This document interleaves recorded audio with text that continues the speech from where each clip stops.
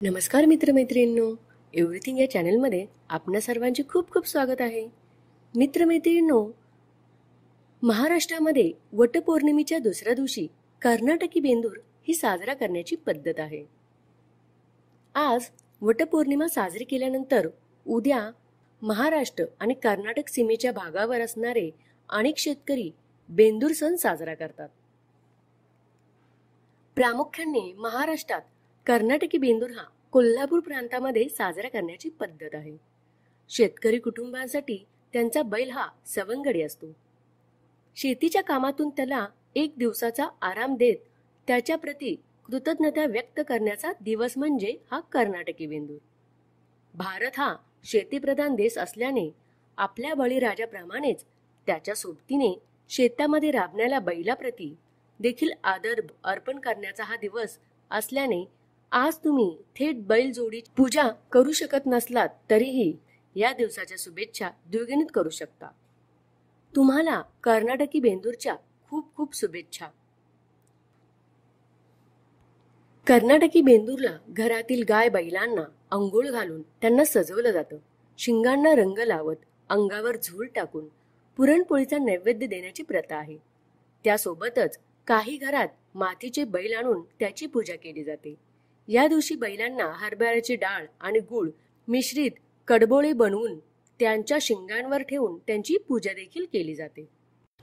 कर्नाटकी बेंदूर प्रमाणेच महाराष्ट्रात आता येत्या काही महिन्यातच महाराष्ट्रीयन बेंदूर, बैलपोळा हे सण देखील साजरे केले जाणार आहेत. पावसाळा जसजसा पुढे सरकतो तशी आता सणांची रेलचेल सुरू होत जाते. पण हे सण जसे आपल्याला आनंद देतात तसेच निसर्गातील अनेक लहान मोठ्या गोष्टींबद्दल, पंचतत्वांबद्दल आपला आदर व्यक्त करायला देखील भाग पाडतात. मग यंदाच्या वर्षी घरातील पशुधनाला जपत वृद्धिगत करत या कर्नाटकी बेंदूर सणाची मज्जा लुटायला सुरुवात करा.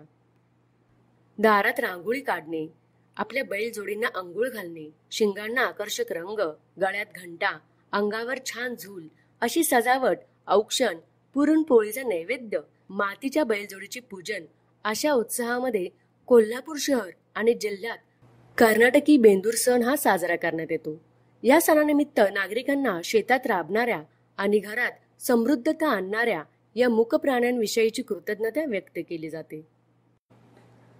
कोल्हापूर जिल्ह्यात काही ठिकाणी कर्नाटकी तर काही ठिकाणी महाराष्ट्रीयन देशी बेंदूर साजरा केला जातो. कोल्हापूर शहरात पश्चिमेकडील काही गावे व सीमा भागातील गावात कर्नाटकी बेंदूर मोठ्या उत्साहामध्ये साजरा केला जातो. त्यामुळे सकाळपासूनच घरोघरी तयारी सुरू होते. हा दिवस बैलांच्या विश्रांतीचा दिवस असतो.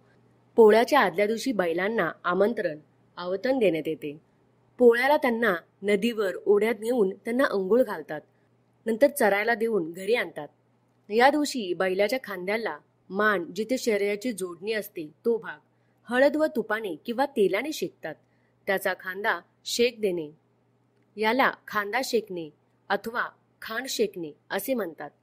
त्याच्या पाठीवर नक्षीकाम केलेली झूल, पाठीवर घालायची शाल, सर्वांगावर गेरूची टिपके, शिंगांना बेगड, डोक्याला बाशिंग, गळ्यात कवड्या व घुंगराच्या माळा अशी वेसन, नवा कासरा, आवरायची दोरी, पायात चांदीचे वा करदोड्याचे तोडे घालतात. त्याला खायला गोड पुरणपोळी व सुग्रास अन्नाचा नैवेद्य दाखवतात. बैलाची निगा राखणाऱ्या बैलकरी घरगड्यास नवीन कपडे देण्याची पद्धत आहे. या सणासाठी शेतकऱ्यांमध्ये उत्साह असतो. आपला बैल उठून दिसावा यासाठी शेतकरी आपल्या ऐपतीप्रमाणे त्याचा साज शृंगार खरेदी करतात व पोळ्याच्या मिरवणुकीत भाग घेतात. गावच्या सीमेजवळच्या शेतावर आंब्याच्या पानाचे एक मोठे तोरण करून बांधतात. या सणा दिवशी महाराष्ट्रातल्या खेड्यांमधल्या प्रत्येक घराला आंब्याच्या पानाचे तोरण बांधले जाते. त्याजवळ गावातल्या सर्व बैलजोड्या वाजंत्री, सनई, ढोल, ताशे वाजवत एकत्र आणल्या जातात. यावेळेस जुळत्या पोळ्यांची गीते म्हणायची पद्धत आहे. त्यानंतर मानवाईला, ज्याला गावात मान आहे तो गावचा पाटील, श्रीमंत जमीनदार तोरण तोडतो व पोळा फोडतो. नंतर बैल मारुतीच्या देवळात नेतात व नंतर घरी नेऊन त्याला ओवाळतात. बैल नेण्यास बोजारा, पैसे देण्यात येतात. शेतकरी वर्गात हा सण विशेष महत्वाचा मानला गेल्याने तो उत्साहाने साजरा करण्यात येतो. तर मित्रमैत्रिणींनो, अशा प्रकारे बैलपोळा हा सण साजरा केला जातो. तर मित्रमैत्रिणींनो, तुम्हा सर्वांनाही बैलपोळा सणाच्या खूप खूप शुभेच्छा.